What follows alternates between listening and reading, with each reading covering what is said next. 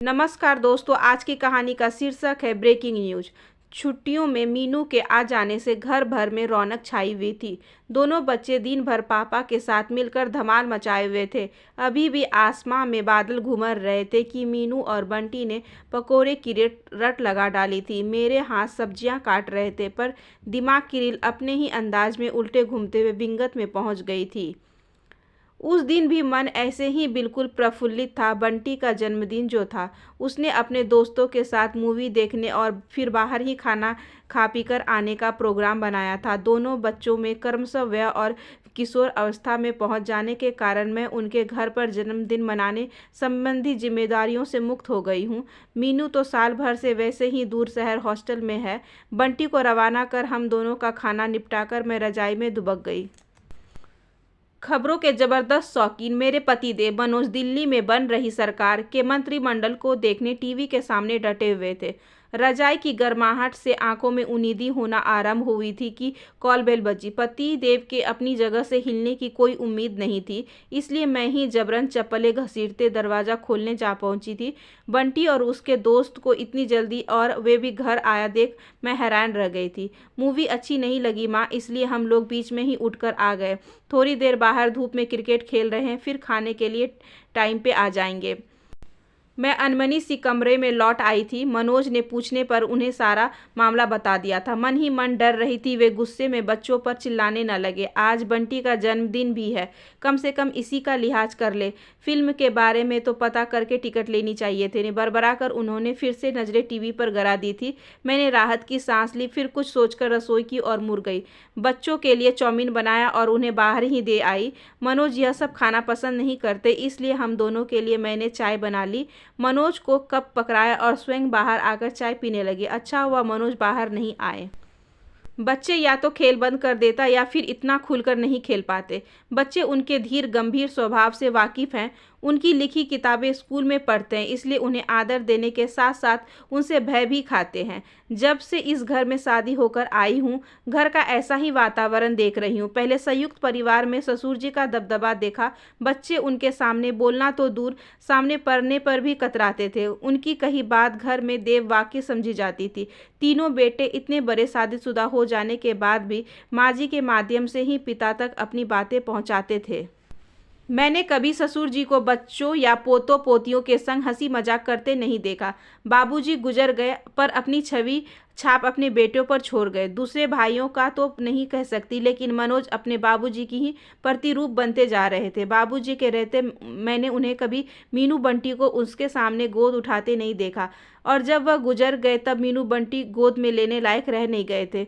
बीच की दीवार गिर गई थी, किंतु दूरियां अभी तक कायम थी। ऐसा नहीं था कि दूरियां दिलों के बीच में भी थी। मैंने कई बार मनोज के दिल में बच्चों के दिलों में पिता के प्रति अगाध प्यार महसूस किया था, पर एक हिचकिचाहट, औपचारिकता का एक झीना सा आवरण हमेशा उनके बढ़ते कदम रोके रहा।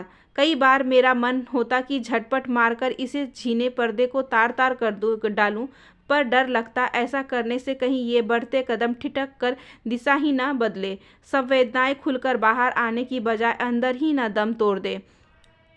मेरी चाय समाप्त हो चुकी थी। बच्चों को चाउमीन बहुत पसंद आया था। अब उन्होंने पाव भाजी की मांग कर दी थी। मैं ढेर सारी सब्जियां काटने के लिए लेकर मनोज के पास आ बैठी थी। बच्चे खेलने में रम गए थे, वापस नहीं आ जाना चाहते थे। कह रहे थे यहीं पर पाव भाजी बना दो। पति और बच्चे की मांग पर कुछ बनाना मेरा हमेशा ही से प्रिय संगल रहा है। एक ही अफसोस है, पहले से पता होता तो कुछ तैयारियां करके रखती। गाजर का हलवा ही बना लेती। आजकल के बच्चे हलवा वगैरह कहाँ पसंद करते हैं। मनोज कुछ सोचते हुए उठ खड़े हुए थे और तैयार होने लगे थे। मैंने हैरानी से पूछा था, क्या हुआ? अब जब घर पर ही पार्टी हो रही है तो केक ले ही आता हूँ, पर न्यूज विभागों का बंटवारा तो शुरू ही होने वाला है। मुझे कौन सा कोई विभाग मिल रहा है? फिर ये खबरें तो दिन में 10 बार आती है, पर बंटी का जन्मदिन तो साल में एक ही बार आती है ना। मनोज निकलने ही थे कि बंटी दौड़ता हुआ अंदर आया। मामा पापा कहाँ चले गए? उसकी नज़रें टीवी पर थी। तुम्हारे लिए केक लेने। पर अभी तो उनकी न्यूज़ जरूर आपने भेजा होगा। नहीं, मैंने नहीं भेजा। मैंने मनोज के शब्दों को ज्यों ही त्यों दोहरा दिए। हाँ, इस दोहराव में अनायास ही गर्व का पूट आ गया था। पाव भाजी लगभग तैयार हो चुकी थी कि सामान से लदे फदे मनोज आ पहुंचे। बच्चे खेलना छोड़कर गाड़ी से एक एक पैकेट लेकर अंदर आने लगे। बड़ा सा chocolate cake, Swiss roll, wafers, Coke, chocolate, table पर खाने पीने की चीज़ों का ढेर लग गया था। आप तो सिर्फ केक लेने गए थे, इतना सब क्या ले आए? मैं खुशी से अभिभूत थी। और ये चॉकलेट्स बच्चे को रिटर्न गिफ्ट नहीं देगी। पार्टी का रंग जम गया था, सबने चहक कर खाया।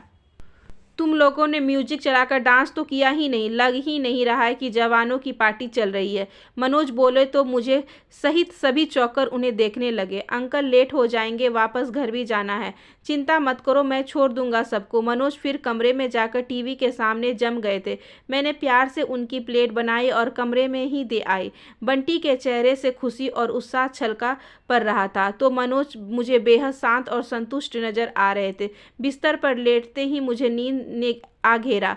कहीं न कहीं शक्ति दिन भर की थकान का असर था या बरसों बाद मिला सुकून। मुझे खूब गहरी नींद आ गई थी। रात में अचानक आंख खुली तो मैं पानी पीने उठी। बंटी के कमरे में धीरे धीरे बतियाने की आवाज़ आ रही थी। मैं कान लगाकर सुनने लगी। नहीं दीदी, सिर्फ बर्थडे थी इसलिए नहीं। हम हमेशा से ही पापा को गलत समझते रहे, उन्हें हिटलर कहते रहे, पर मैं हमेशा महसूस करता था कि वे दिल ही दिल में हमसे बहुत जुड़ाव महसूस करते हैं। पता नहीं ऊपर से ही क्यों इतना कठोर और दूर दूर बने रहते हैं। विशेषतः आपके हॉस्टल चले जाने के बाद तो मैंने उन्हें कई बार कमज़ोर पड़ते देखा है। वे बहाने से आपके कमरे में जाते हैं, आपकी चीज़ों को छूते हैं और फिर विकल होकर झटके से बाहर निकल आते हैं। मैं आगे नहीं सुन सकी। आंसुओं का सैलाब बाहर उमड़ने को व्याकुल हो उठा था। मैं दबे पांव आकर रजाई में घुस गई। रोकते रोकते भी एक सिसकी निकल ही गई थी।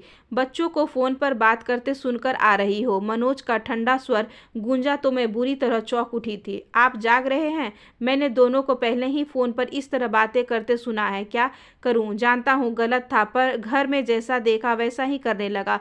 बहुत तकलीफ़ों के दिन देखे हैं। सुना था ज़िंदगी इम्तिहान लेती है, लेकिन यहाँ तो इम्तिहानों ने पूरी ज़िंदगी ले ली। इस पर इधर मीनू के चले जाने के बाद मन अंदर से बहुत टूट सा गया है।